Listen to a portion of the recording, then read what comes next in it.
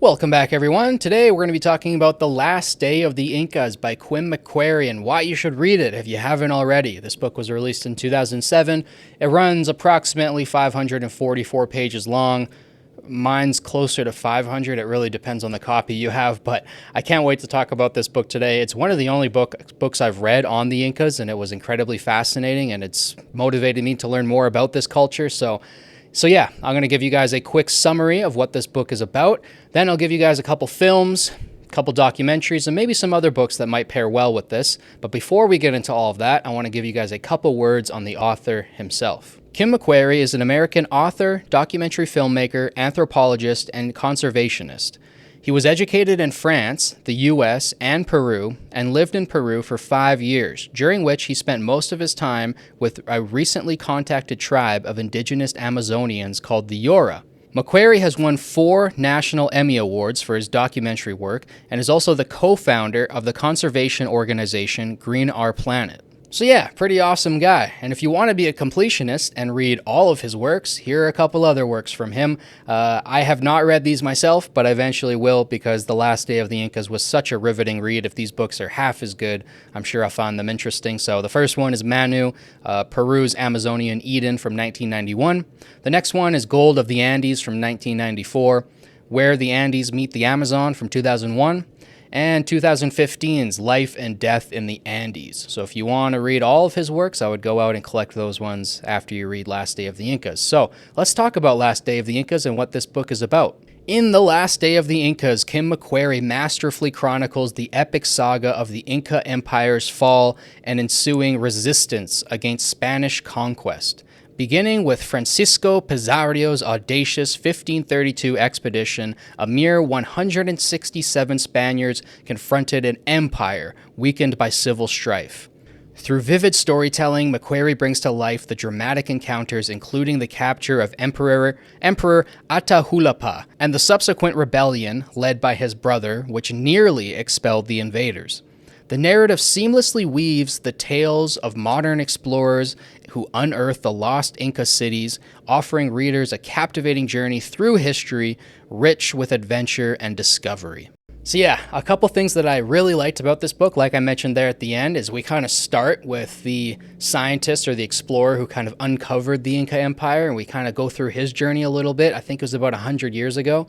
And then we dive back 500 years to the Spanish expeditions, and it's such a fun story. Here are a couple books that I think are similar that might pair well with it. The first of which is 1491, New Revelations of the Americas Before Columbus by Charles C. Mann. It's a pretty popular book. I highly recommend that one. Also, The Conquest of the Incas by John Hemming. This is the next book that I'm going to pick up because I haven't read it myself and I want to read more on the Incas, but I've been told that that's a really good one as well. And then we have Conquistador, Hernan Cortez by Buddy Levy, and I have read that one. Hernan Cortez is one of the most interesting figures in all of history to me, so I've read a little bit about that guy, and I highly recommend that one as well. Although it's not directly attached to the Inca Empire, it still kind of goes over it a little bit.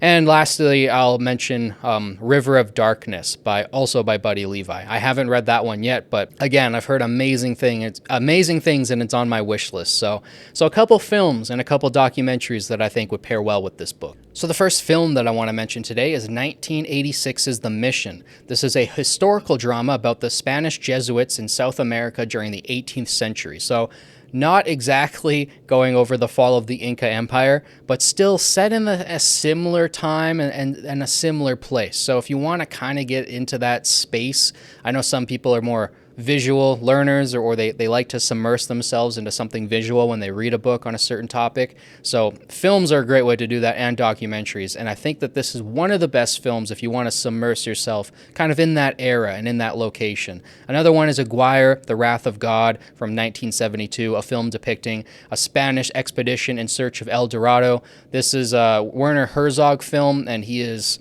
probably in the top 5 greatest filmmakers of all time. He's made over 20 masterpieces, and this is probably near the top. If you've never encountered Werner Herzog and his films before, maybe some of you have seen the documentary Grizzly Man, but I highly recommend diving into his entire filmography because he is absolutely brilliant. I'll probably make a full video going over Werner Herzog and why he's an underrated artist soon. But yeah, highly recommend Aguirre, The Wrath of the God, or Wrath of God. And then the next one that I'll recommend, this one's really fun, very riveting, one of the most exciting films I've ever watched in my life. It's a 3-hour chase scene, basically. Mel Gibson's 2006 Apocalypto. I think this film is just, I could talk about it forever. I could talk about the brilliant direction, the tremendous acting, how well they get most of the historical details correct. They get a lot of things right. And yeah, I just think if you want a film to place you in that time period, I think Apocalypto's the most immersive. And like I said, it's so exhilarating. One of the most exciting films ever. Now, it is pretty violent. It's a very graphic and gruesome film. So if you're a little queasy to blood and stuff like that, I would maybe avoid this one. There are some pretty horrific scenes throughout it.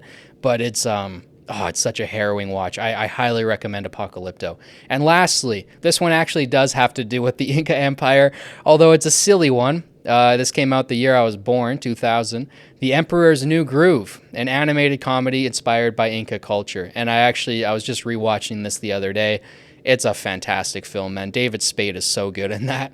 It's really underrated film, I think. I don't know if is it a Disney film? It might be Disney or Pixar. Somebody will correct me in the comments. But as far as those films go, it doesn't get talked about enough. So Emperor's New Groove would be one of the films that I would recommend. And I have 3 documentaries for you guys today. I have The Incas Remembered from 1986, a documentary exploring the history and culture of the Inca civilization. There's also Secrets of the Incas from 2000, investigates architectural and astronomical achievements by the Incas, and of course, Lost City of the Ancients, the Cursed Valley of the Pyramids, explores ancient civilizations in South America, and it does touch on the Incas a little bit there. Those 3 I would recommend, and those 4 films, and I think I read off for you guys 4 books there, so hopefully that's enough additional content to dive deeper into this world and to learn a little bit more about the Incas. I need to do more work. I need to read a couple more books on this culture because it's really fascinating, and we hear all the time about Hernan Cortez and the Aztecs, but the Incas get passed over a little bit, and they really shouldn't be. So go out there, read The Last Days of the Incas, come back to this video, let me know down below in the comments what you guys thought of it. If you guys have any suggestions for books that you want to see covered in this series in the future,